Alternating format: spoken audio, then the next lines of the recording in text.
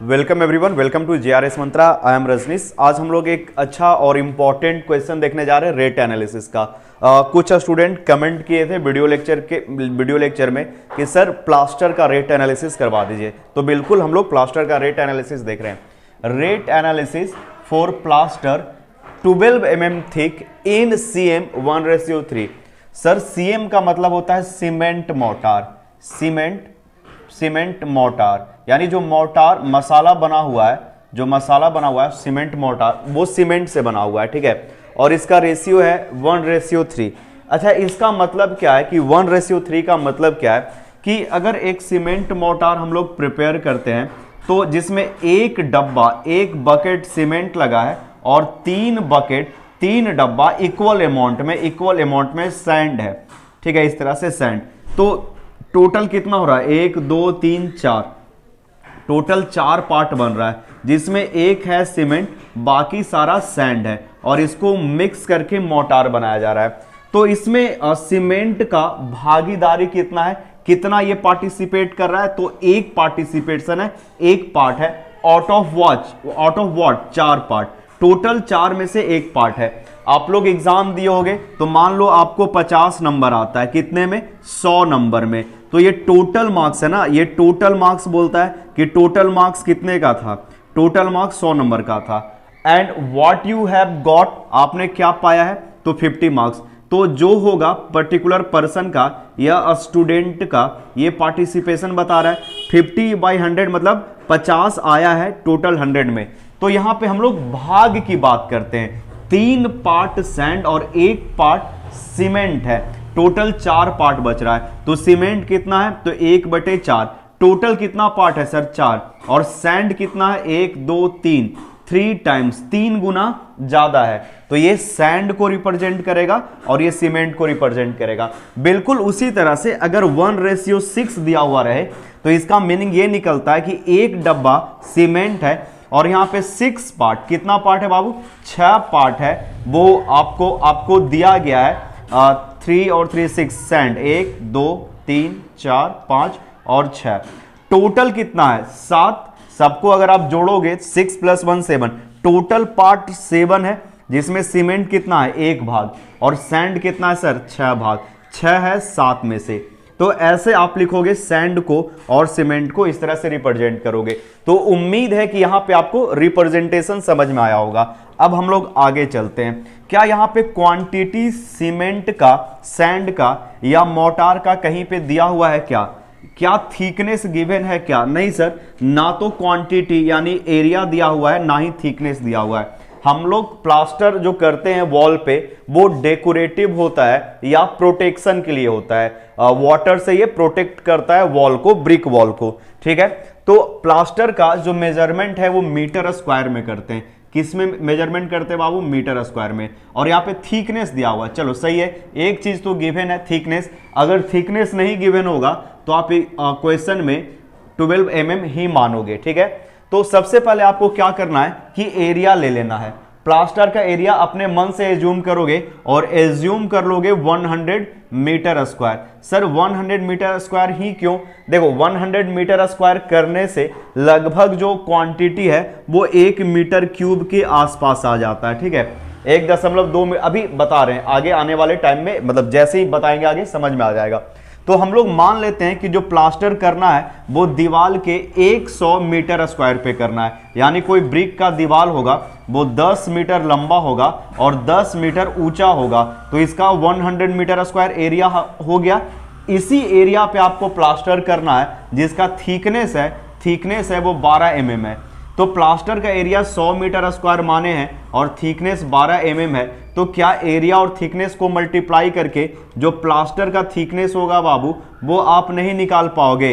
तो बोलोगे हाँ सर आसान है प्लास्टर का थिकनेस निकाल पाना। चलो यहां तक आपको अच्छे से समझ में आ रहा होगा, प्लास्टर का थिकनेस निकल जाएगा। देखो प्लास्टर जो हम लोग दीवार पे करेंगे, आप देखना ब्रिक के पास जॉइंट होता है, बहुत सारा जॉइंट होता है। तो कुछ प्लास्टर का पोर्शन जॉइंट में किस में जाएगा? जॉइंट में चला जाएगा, प्लास्टर वेस्ट हो जाएगा, जाकर वहां पे रह जाएगा। या फिर अनइवननेस EVENNESS अनइवननेस ज्वाइंट और अनइवननेस के कारण कुछ हम लोग को एक्स्ट्रा प्लास्टर लेना पड़ेगा, और प्लास्टर जब ड्राई लेंगे तो भी हम लोग को कुछ अमाउंट बढ़ाना पड़ेगा। चलो ये सब हमको नहीं समझ में आ रहा सर, आप एकदम स्टेप बाय स्टेप समझाइए।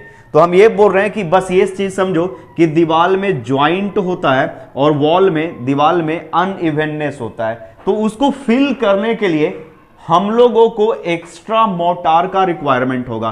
क्या बोल रहे बाबू? एक्स्ट्रा मोर्टार का रिक्वायरमेंट होगा, मोर्टार। तभी ना, अगर मान लो कि जितना मोर्टार प्लास्टर करने के लिए चाहिए आप उतना ही लोगे, तो उसका कुछ भाग ज्वाइंट और अनइवननेस में चला जाएगा, तो आपका मोर्टार कम जाएगा। तो इसीलिए हम लोग कुछ शुरू में ही एक्स्ट्रा मोर्टार ले लेंगे ज्वाइंट और अनइवननेस के लिए। तो एक्स्ट्रा मोर्टार होता है वो 30% होता है। समझ में आ गया? चलो यहां तक समझ में आ गया होगा। अब हम ऐसा करते हैं कि ये सब चीज को इरेज करके स्टेप बाय स्टेप आपको अच्छे से समझाते हैं। अभी इतना देर के लेक्चर में आप बस दो चीज को समझे हो कि मोर्टार जो होगा वो 100 मीटर स्क्वायर एरिया के लिए हम लोग करेंगे, एरिया लेंगे मोर्टार का 100 मीटर स्क्वायर। और दूसरा है कि 1:3 दिया हुआ है, तो क्या पार्ट होता है सीमेंट का और क्या पार्ट होता है सैंड का, ये आपको समझ में आया होगा। अब पॉज करके इरेज करके स्टेप बाय स्टेप आपको समझाते हैं। जब भी हम लोग रेट एनालिसिस करेंगे तो हम लोग उसमें कीमत निकालते हैं। रेट एनालिसिस में कीमत या मूल्य निकाला जाता है। तो यहाँ पे रेट कहाँ कहाँ पे जाएगा? अगर हम लोग मोर्टार की बात करते हैं, देखो अगर हम लोग मोर्टार की बात करते हैं या जब यहाँ पे प्लास्टरिंग होगा, तो यहाँ दो चीज़ में आपको पैसा देना पड़ेगा। एक देना होगा प्लास्टर, मोर्टार प्लास्टर है, यहाँ पे प्लास्टर की बात कर रहे हैं, प्लास्टर, तो आपको दो जगह पैसा इन्वेस्ट करना पड़ेगा। एक मटेरियल के लिए आपको पैसा देना होगा, और जब आप प्लास्टर करवाओगे तो आपको लेबर को भी आपको पैसा देना होगा। लेबर या मैसोन बोलो, ठीक है, मैसोन बोलो, आपको खर्च जाएगा मटेरियल के लिए। तो जब हम लोग रेट एनालिसिस निकालेंगे तो हम लोग देखेंगे कि कितना मटेरियल में अमाउंट जा रहा है, कितना रुपीस हम लोग को मटेरियल में कितना खर्च हो रहा है और लेबर में कितना खर्च हो रहा है। अगर ये दोनों को हम लोग जोड़ देंगे तो हम लोग का रेट एनालिसिस हो जाएगा। तो सबसे पहले हम लोग फाइंड आउट करेंगे क्वांटिटी ऑफ मटेरियल। क्या निकालेंगे? Quantity of material. जैसे ही हम लोग को क्वांटिटी ऑफ मटेरियल निकल जाएगा, उसके बाद हम लोग निकालेंगे लेबर, मैसोन का संख्या, ठीक है, और इसको हम लोग कितना पैसा पे करेंगे और यहां पे कितना पैसा खर्च होगा, दोनों को ऐड कर देंगे। और इन सब चीज को करने से पहले आपको क्या करना है कि यहां पे वॉल्यूम निकालना है। तो प्लास्टर का जो एरिया है वो हम लोग कंसीडर कर लेंगे 100 मीटर स्क्वायर। आपको समझ में आ रहा होगा, ठीक है। नहीं समझ में आएगा तो आप लेक्चर को रिपीट कीजिएगा, लेकिन आज तक ऐसा हुआ नहीं है कि लेक्चर बताए और समझने में प्रॉब्लम हुआ है। थोड़ा बहुत कैलकुलेशन इधर उधर होता है, मतलब इतना लंबा लंबा लेक्चर जाता है और रिकॉर्ड करते हैं तो थोड़ा सा मिस्टेक होता है, उसको आप करेक्ट कीजिएगा, ठीक है। लेकिन जितना ज्यादा सिलेबस हम कंप्लीट करवाते हैं या जितना कंटेंट हम लोग प्रोवाइड करते हैं, शायद ही कोई कोचिंग है इतना ज्यादा कंटेंट आपको देता होगा। नोट्स भेज देना वो अलग चीज है, आप 400 रुपए का बुक खरीद लो, उससे ज्यादा कंटेंट तो होगा ही नहीं कहीं, बट पढ़ाना समझाना एक अलग चीज होता है। Rate analysis for plaster 12 mm thicks in cement mortar 1:3। तो देखो यहां पे हम लोग क्या करेंगे, लेट अस एज्यूम या लेट अस प्रोवाइड, यहां पे कर देते हैं let us provide area for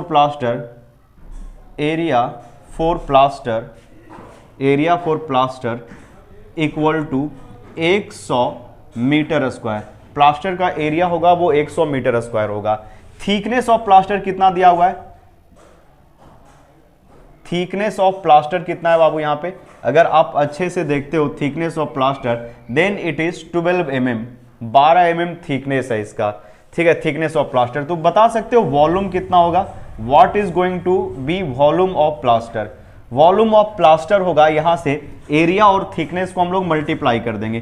किसको मल्टीप्लाई कर देंगे? एरिया गुने थिकनेस। एरिया कितना है सर? 100 मीटर स्क्वायर, और थिकनेस कितना है? 12/1000, और ये मीटर में हो जाएगा। हम लोग mm को, इसको जो mm में है इसको हम लोग कन्वर्ट कर दिए हैं मीटर में, और यहां से मल्टीप्लाई करने पे वॉल्यूम आ जाएगा। देखो 1 2 कैंसिल आउट हो गया, 12 यानी 1.2 मीटर क्यूब। बताए भी थे आपको कि 100 हम लोग मीटर स्क्वायर एरिया इसीलिए कंसीडर करते हैं। पहले तो ये 100 एक परफेक्ट नंबर है, दूसरा 1.2 मीटर क्यूब के अराउंड आ जाता है। सर 100 के जगह पे हम लोग कुछ और लेकर कर सकते हैं, यस यू आर फ्री। आप यहाँ पे 80 भी ले सकते हो, 50 भी ले सकते हो, आप सॉल्व कर सकते हो, लेकिन 100 इसीलिए लिए हैं ताकि यहाँ पे 1 मीटर क्यूब आ रहा है प्लास्टर। प्लास्टर का वॉल्यूम है, वॉल्यूम ऑफ प्लास्टर है वो 1.2 मीटर क्यूब हो गया। इतना वॉल्यूम ऑफ प्लास्टर का रिक्वायरमेंट आपको होगा। समझ रहे हो ना इस बात को, आप इस चीज को समझ रहे हो। 1.2 मीटर क्यूब प्लास्टर का रिक्वायरमेंट होगा आपको, ठीक है। तो प्लास्टर क्या होता है, ये एक वेट स्टेट में होगा, ये फिनिश्ड प्रोडक्ट है। ये हम क्या बोल रहे हैं सर, ये फिनिश्ड, FINISHED, ये एक फिनिश्ड प्रोडक्ट है। जब इसमें हम लोग वाटर मिला देंगे तब ये होगा, लेकिन हम लोग को कुछ क्वांटिटी ज्यादा चाहिए, ड्राई वॉल्यूम ज्यादा चाहिए, जिससे क्या होगा, वाटर मिलाएंगे तो वॉल्यूम श्रिंक करेगा, रिड्यूस होगा, एरिया घटेगा, वॉल्यूम घटेगा और वो 1.2 मीटर क्यूब पे आ जाएगा, ठीक है। तो हम लोग को इतना प्लास्टर का रिक्वायरमेंट है। अगर हम लोग इतना ही प्लास्टर प्रिपेयर करेंगे तो कुछ प्लास्टर है वो बर्बाद हो जाएगा ज्वाइंट में या अनइवननेस के कारण। तो हम लोग 30% एक्स्ट्रा प्लास्टर लेंगे ज्वाइंट और अनइवननेस के कारण। तो हम बताए थे कि जब आप आरसीसी का काम कर रहे हो या फिर कंक्रीट होगा तो वहां पे आप 1.52 से लेकर 1.57 के बीच में कोई नंबर लेकर मल्टीप्लाई करोगे, ठीक है। यानी 52% से लेकर 57% हम लोग एक्स्ट्रा लेते हैं वेस्टेज के लिए और किसके लिए, वॉल्यूम श्रिंक होने के लिए। तो ये इन केस ऑफ प्लास्टर ये जो वैल्यू होता है ये भी 55% के अराउंड होता है। 30% हम लोग लेते हैं साइड में, यहां पे हम आपको लिखकर बता रहे हैं 30% लेते हैं किसके लिए, ज्वाइंट के लिए एक्स्ट्रा प्लास्टर लेंगे या अनइवननेस के लिए, और 25% लेंगे ड्राई स्टेट में, ठीक है। वेट का 25% एक्स्ट्रा लेंगे जिसमें वाटर मिलाने पे वो घट जाएगा। तो यहां पे हम लोग क्या करें, 30% motor is used in joint. कहां पे यूज हो जाएगा, ज्वाइंट में यूज हो जाएगा। एंड अनइवननेस, थोड़ा सा ईंट आगे पीछे रहेगा, दीवार अगर प्लेन रहता है उस केस में आप इसको हटा सकते हो, ठीक है। लेकिन जब प्लेन नहीं रहेगा तो आपको ज्वाइंट और अनइवननेस के लिए लेना पड़ेगा, EVENNES, अनइवननेस, ठीक है। 30% motor is used in joint and unevenness. तो यहां पे कितना हो जाएगा बाबू, यहां पे हो जाएगा 1.2 मीटर क्यूब और प्लस आपको 30% और लेना है जो मोटार ज्वाइंट और अनइवननेस में चला जाएगा। तो 1.2 मीटर क्यूब का 30% ऐसे ही निकलता है ना, ऐसे ही निकलता है। आप इसको डायरेक्ट 1.2 को 1.3 से मल्टीप्लाई कर सकते हो। जैसे हम बताते हैं कि कैसे मल्टीप्लाई करते हैं, 1.2 मीटर क्यूब क्या दोनों जगह से कॉमन ले ले, यहां से भी और यहां से भी, तो बचेगा 1 और प्लस कितना बचेगा सर, ये कैंसिल आउट होकर 0.3 बचेगा। तो क्या डायरेक्ट 1.2 मीटर क्यूब को 1.3 से मल्टीप्लाई करना गलत है जब हम लोग 30% एक्स्ट्रा ले रहे हैं। तो देखो अब यहां पे हम कैलकुलेटर की मदद से कैलकुलेट करके निकालते हैं कि इसका वॉल्यूम कितना आता है। तो 1.2 गुने 1.3 मल्टीप्लाई कर रहे हैं तो आ रहा है 1.56 मीटर क्यूब। यानी हम लोग को 1.56 मीटर क्यूब प्लास्टर का रिक्वायरमेंट होगा, जिसमें से 1.56 मीटर क्यूब में जो क्वांटिटी है 1.2 मीटर क्यूब चला जाएगा प्लास्टर में। बाकी जो बचा हुआ है यानी इसमें से जो वैल्यू बचेगा 0.36 मीटर क्यूब, वो कहां पे जाएगा सर, ये प्लास्टर चला जाएगा ज्वाइंट के पास और अनइवननेस में बर्बाद हो जाएगा। तो इतना मीटर क्यूब हम लोग को प्लास्टर का रिक्वायरमेंट चाहिए ही चाहिए इतना। ये फिनिश्ड प्लास्टर है। अब हम लोग को एक्स्ट्रा लेना पड़ेगा ड्राई स्टेट में, तब जाके उसमें पानी डालेंगे तब हम लोग को फाइनली 1.56 मीटर क्यूब मिलेगा। तो कितना परसेंट एक्स्ट्रा लेंगे sir, 25%। This much amount of plaster का 25% एक्स्ट्रा लेंगे। चलो आप अगर लिखना चाहो कहीं पे तो लिख सकते हो। इस चीज को इरेज कर रहे हैं अब हम यहाँ पे इरेज कर रहे हैं ऊपर और लिख रहे हैं कि जो ड्राई वॉल्यूम होगा प्लास्टर का, वो 25% ज्यादा होगा, ठीक है। कितना परसेंट ज्यादा होगा, 25% ज्यादा होगा। तो देखना यहां पे लिख रहे हैं कि dry volume of plaster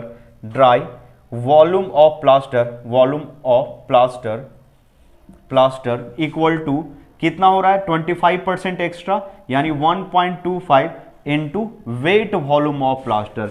wet volume of plaster, जो भी प्लास्टर का वेट वॉल्यूम है जो फिनिश्ड है, जिसमें आपने पानी डाल चुका है, उसका 25% एक्स्ट्रा लेना होगा।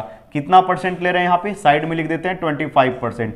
तो जैसे 30% था 1.3 कर दिए थे, आप चाहो तो ऐसे भी लिख सकते हो कि 1.56 मीटर क्यूब प्लस 1.56 का 25% ऐसे ही लिखाता है ना।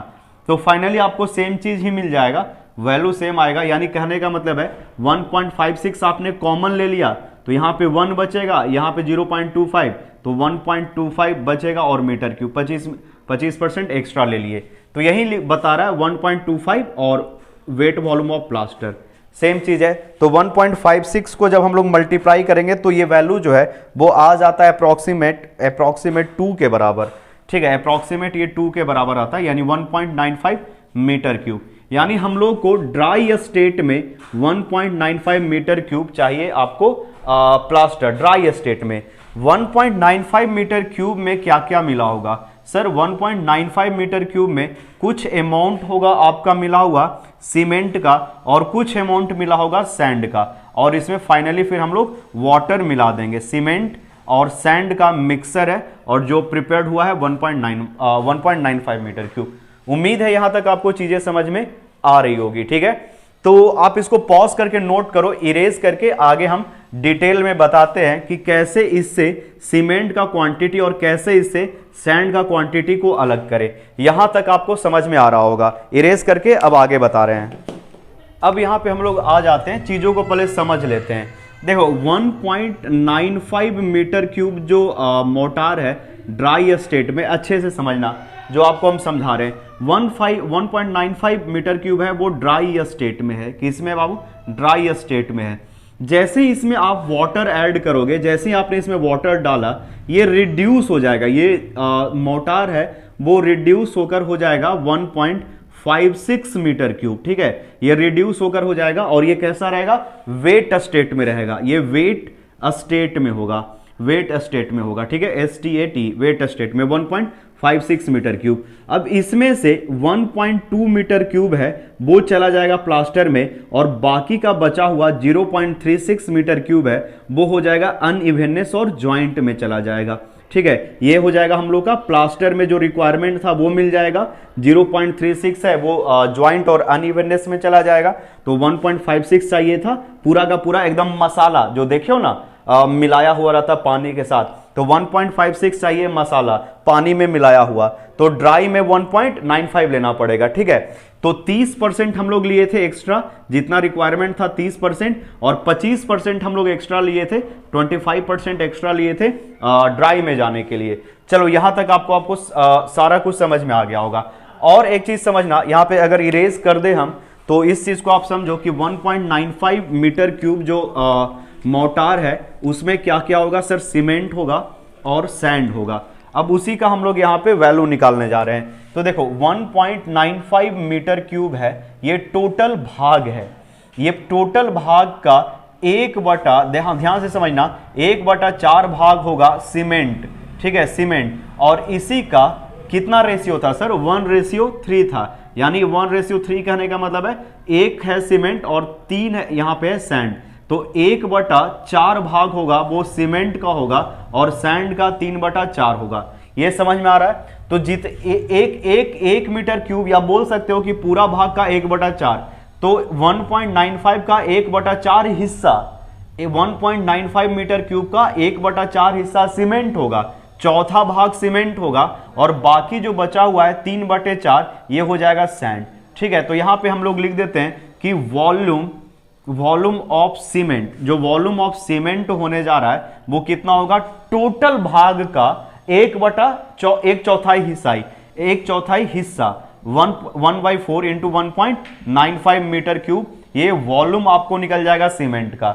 और इसमें से आपको वॉल्यूम ऑफ सैंड निकलेगा यहां से, वॉल्यूम ऑफ सैंड। बाकी जो बचा हुआ है सैंड का हिस्सा होगा वो 3/4 हिस्सा हो जाएगा सैंड का 1.95 मीटर क्यूब। जितना टोटल रिक्वायरमेंट है उसका 3/4, सैंड होगा और 1/4 ये होगा सीमेंट। यही तो लिखा हुआ है 1:3, ठीक है। 1 भाग सीमेंट, 3 भाग सैंड, ठीक है, ये समझ में आ रहा है। तो यहां से आप कैलकुलेटर की मदद से वैल्यू फाइंड आउट करो, निकालो क्वांटिटी सैंड का क्या आएगा। सैंड का तो मेजरमेंट मीटर क्यूब में ही करेंगे, बट सीमेंट का मेजरमेंट बैग में किया जाता है। तो जो भी वैल्यू आ रहा है उसको हम लोग यहां पे लिख देते हैं 0.4875, पूरा हम लिख दिए हैं इतना मीटर क्यूब, ठीक है। और सैंड का हो जाएगा इसी का 3 गुना, यानी आप देख लेना 1.4625 मीटर क्यूब हो जाएगा सैंड। तो मटेरियल का तो क्वांटिटी निकल चुका है। अब यहां से हम लोग देखते हैं, देखो 1 बैग सीमेंट का जो वॉल्यूम होता है, एक्चुअली हम लोग निकालना चाहते हैं कि कितना बैग सीमेंट आएगा 0.4875 में। 1 बैग सीमेंट होता है बाबू, उसका वजन होता है 50 kg और उसका वॉल्यूम होता है 0.0347 मीटर क्यूब, या इसी को लिखा जाता है 0.035 मीटर क्यूब, या यही होता है 35 लीटर। इसी को बोला जाता है 35 लीटर। समझ में आ रहा है? 35 लीटर 1000 से मल्टीप्लाई कर दो, लीटर में कन्वर्ट हो जाएगा। तो 1 बैग सीमेंट का वॉल्यूम इतना है, तो n गुने n बैग सीमेंट का वॉल्यूम 0.347 के बराबर होगा। और ये किसके बराबर आ गया? 0.04, सॉरी इसको थोड़ा सा लिखना पड़ेगा। चलो अच्छा, ये सब प्रॉब्लम भी सॉल्व हो जाएगा। इरेज पिरेज वाला डिजिटल बोर्ड जल्द ही आ रहा है, we are coming with a digital board, तो ये इरेज करने का प्रॉब्लम सॉल्व हो जाएगा, ठीक है। 0.4875 मीटर क्यूब, ठीक है। तो यहां से n का वैल्यू निकाल लेते हैं, 0.4875 डिवाइडेड 0.00 कहाँ गया 347, और ये वैल्यू आ रहा है 14.05 मीटर क्यूब। तो 14.05 है, यहां पे हम ले लेते हैं 14.5, सॉरी मीटर क्यूब नहीं आएगा, n यानी बैग, इतना बैग सीमेंट का रिक्वायरमेंट है, या 14.5 बैग लिख सकते हो, या आप लिख सकते हो 15 बैग, 15 बैग। चलो यहां तक समझ में आ गया होगा सबको। उम्मीद है आपको नंबर ऑफ बैग निकालना समझ में आया होगा कि इतना हम लोग को वॉल्यूम चाहिए सीमेंट का, तो 1 बैग सीमेंट का वॉल्यूम इतना है, तो n बैग सीमेंट का वॉल्यूम कुछ ऐसा होगा। यहां से हम लोग नंबर ऑफ बैग निकाल लेंगे। आप इतना पॉज करके नोट करो और ये वॉल्यूम को अंडरलाइन कर लेना, ये रिक्वायरमेंट होगा बाद में। अब यहां पे सर आप ये वैल्यू लेकर बना सकते हो, या ये दोनों में से कोई अच्छा लगे वो बना लेना। 14 से ज्यादा है तो 14.5 या 15, ठीक है। अब हम इरेज करके आगे बता रहे हैं। हम लोग को क्या मिल चुका है? मटेरियल का क्वांटिटी मिल चुका है। ध्यान से समझना कि सीमेंट होगा बाबू और सैंड होगा, दोनों का हम लोग को निकल चुका है 14.5 बैग और लगभग 14.6 metre cube sand.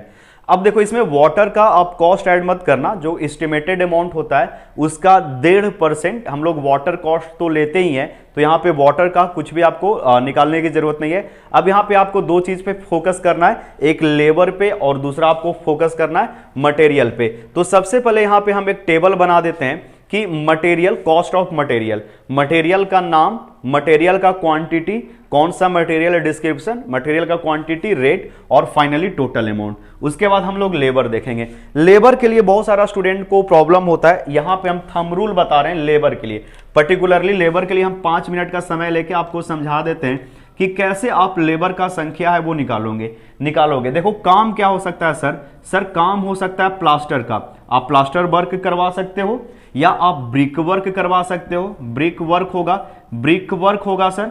Brick work के साथ, ब्रिक वर्क का मतलब ब्रिक मेसोनरी का काम हो सकता है।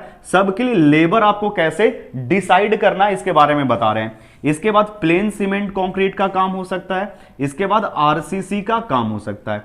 अच्छा ये बताओ कि अच्छे से कि जब प्लास्टर होगा तो कौन कौन सा मटेरियल इन्वॉल्व होगा? तो सर प्लास्टर में सीमेंट इन्वॉल्व होगा, और क्या इन्वॉल्व होगा? सैंड इन्वॉल्व होगा। ब्रिक वर्क में क्या होगा सर? सीमेंट इन्वॉल्व होगा, ब्रिक वर्क में मोटार लगेगा ना जी, सीमेंट, सैंड, और क्या लगेगा सर? ब्रिक लगेगा। ब्रिक होता है यूनिट में आता है, ठीक है, पीसेज होते हैं ब्रिक के। पीसीसी में होगा सर सीमेंट लगेगा, सीमेंट होगा, ठीक है। उसके बाद सैंड होगा, सैंड के बाद गिट्टी जिसको हम लोग कोर्स एग्रीगेट बोलते हैं, ठीक है, और प्लस वाटर एडमिक्सर वगैरह भी लगेगा यहाँ पे। आरसीसी में क्या होगा सर? सीमेंट लगेगा, सर सैंड लगेगा, कोर्स एग्रीगेट लगेगा, बार होगा, ठीक है, बार होगा जिसको हम लोग मोड़ेंगे भी, बार होगा, ठीक है, बेंडिंग वायर, बाइंडिंग वायर होगा। तो अगर हम लोग सबसे डिफिकल्ट काम अगर बताएं तो सबसे ज्यादा डिफिकल्ट काम इन चारों में से आरसीसी है। आरसीसी से थोड़ा आसान काम हो जाता है पीसीसी, और पीसीसी से आसान काम हो जाता है ब्रिक वर्क, क्योंकि इसमें ईंट होते हैं वो पीसेज में होते हैं। और सबसे आसान काम होता है प्लास्टर। प्लास्टर में सिर्फ 2 मटेरियल इन्वॉल्व होता है, ब्रिक वर्क में 3 मटेरियल इन्वॉल्व होता है, और पीसीसी में 3 होता है, जबकि कोर्स एग्रीगेट है वो टुकड़ों में होते हैं, उनको ढोना पड़ता है, मिलाना पड़ता है। और आरसीसी में तो बार इन्वॉल्व हो जाता है, रेनफोर्समेंट बार। तो जब भी आप मान लो कि एक मैसोन लेते हो, एक मैसोन, ठीक है, 1 मैसोन के लिए हम बता रहे हैं कि एक मैसोन पे कितना आपको लेबर रखना है। आप मैसोन निकाल लोगे, संख्या निकाल लोगे मैसोन का। अब हम यहां पे हर चीज के लिए एक मैसोन पे कितना आपको लेबर लेना है इसके बारे में हम आपको थंब रूल बता रहे हैं। देखो, अगर प्लास्टर काम कर रहे हो तो सीमेंट सैंड को मिलाना और ढोना है, तो हर एक मैसोन पे आपको एक लेबर लेना है। 1 इंटू एक्स कर देते हैं, 1x होता है ना, 1x जूम, 2x जूम, तो एक मैसोन पे एक लेबर। जब आप प्लास्टर का काम करोगे बहुत इजी काम होता है, ठीक है। ब्रिक वर्क में आप 2 गुना लोगे, जितना मैसोन होगा 2x कर लेना, 2 गुना मतलब लेबर होगा वो 2 गुना हो जाएगा, 2x हो जाएगा। अगर x मैसोन है तो लेबर आपको 2 गुना। पीसीसी में आप 3 से 4 गुना ले सकते हो, 3x to 4x, इसी के बीच में कोई वैल्यू लोगे, ठीक है। अगर एक मैसोन है तो 3 या 4 लेबर लोगे, आप करेक्ट हो, ठीक है। और जब आरसीसी वर्क होगा बाबू तो आपको 5x to 6x तक जा सकते हो। समझ में आ रहा है ये चीज? ये काम होता है बार को मोड़ना, बार को बांधना, बहुत डिफिकल्ट होता है कोर्स एग्रीगेट को लाना, मिक्स करना। प्लास्टर में सिर्फ सैंड और सीमेंट मिलाया जाएगा और ढोया जाएगा। तो एक मैसोन पे एक लेबर, ठीक है। ब्रिक वर्क में एक मैसोन पे 2 लेबर, ठीक है। पीसीसी में एक मैसोन पे 3 से 4 लेबर। सर हमको 3 ही लेने का मन है, यू आर करेक्ट। एस्टिमेशन है, आपको कम लेबर लोगे तो ज्यादा दिन तक काम करवाना पड़ेगा। मान लो कि 6 लेबर मंगाते हो तो 1 दिन में काम हो जाता है, 3 लेबर मंगाओगे तो आपको 2 दिन लगेगा, पैसा उतना ही पड़ेगा। समझ में आ रहा है ना इतना चीज? तो एक मैसोन को मतलब पीसीसी का काम होगा तो एक मैसोन पे 3 से 4, और आरसीसी का होगा तो 5 से 6 गुना ज्यादा आपको लेबर। और भिस्टी देख लेना बाबू, हर 10 लेबर के लिए एक भिस्टी रखो, हर 10 लेबर के लिए एक भिस्टी।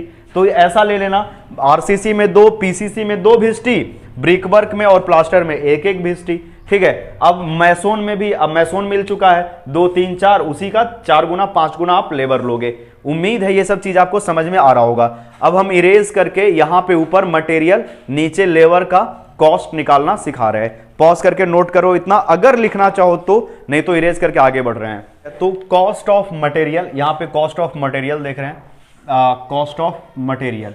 ध्यान से समझना कि सबसे पहले हम लोग बना लेंगे एक टेबल जिसमें मटेरियल, क्वांटिटी, और ये जो मटेरियल है उसका रेट है वो किस तरह से दिया हुआ है, फिर हम लोग फाइनल अमाउंट निकाल लेंगे। आप इस तरह से बना सकते हो, आसान होगा आपके लिए, ठीक है। इसलिए 2 टेबल में कर दे रहे हैं, लेबर को अलग और जो मटेरियल है उसके लिए अलग टेबल बना दे रहे हैं। तो सीमेंट है 15 बैग और इसका रेट हम लोग मान लेते हैं 400 रुपीज, 400 रुपीज पर बैग। हर एक बैग का दाम 400 रुपया है। और सैंड जो है उसका क्वांटिटी 1.4625 मीटर क्यूब है। इसका रेट आप अपने मन से मान सकते हो, हम यहाँ पे एज्यूम कर रहे हैं। और जो भी आपको डेटा लेना है वो रिलेवेंट लेना है, प्रैक्टिकल लेना है। 3000 रुपीज पर मीटर क्यूब, ठीक है, 3000 रुपीज पर मीटर क्यूब। तो यहां से देख लेते हैं कितना हो जाएगा, 15 into 4, let me right it, 15 into 4, 60 यानी 6000 रुपीज हो जाएगा, 6000 आ जाएगा। यहां से आप देखोगे तो 6000 रुपीज आपको सीमेंट में खर्च करने पड़ेंगे। और 1.4625 गुने 3000 आपको करना पड़ेगा, यानी 4387.5 रुपीज आपको देने पड़ेंगे सैंड के लिए। तो अगर आप इसको ऐड कर देते हो तो टोटल अमाउंट यहाँ पे फॉर मटेरियल आ रहा है 10,000। टोटल अगर हम यहाँ पे लिखते हैं तो टोटल मटेरियल के लिए आ रहा है 10,387.5 रुपीज। इतने पैसे खर्च करने पड़ेंगे आपको सीमेंट और सैंड लाने के लिए, ठीक है।